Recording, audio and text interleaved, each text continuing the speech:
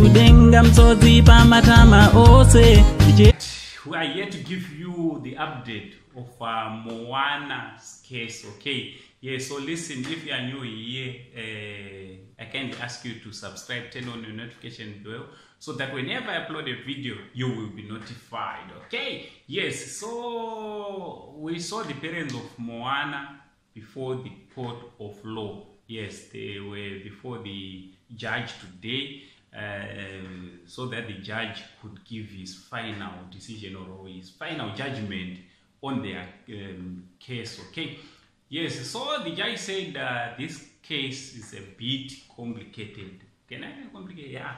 Yes, it's a bit complicated because it's the first of its nature or its kind ever to be reported before the court of law. So actually there's no other case which they can compare with, especially when it comes to judgment, okay? So the judge then said that he's yet to give his final decision or his final judgment.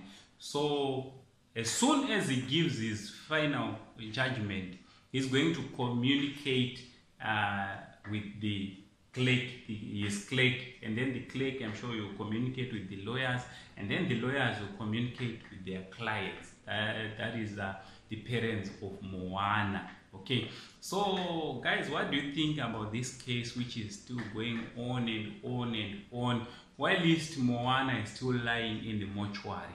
Don't you think that one of the parents, one of the parts just need to compromise for the sake of their daughter, for the sake of their child to be buried? And it has zororo unerugare mskana ona iva mwaka paranaoka vakatochengetwa base vakatochengetwa iye ndega ngosara here vazukuru. So what do you think nenyaya iyi? Ndangoti kantaura nechirungu musandimakire grammar, handisi kuda kunzwa kuma-comment nonsense.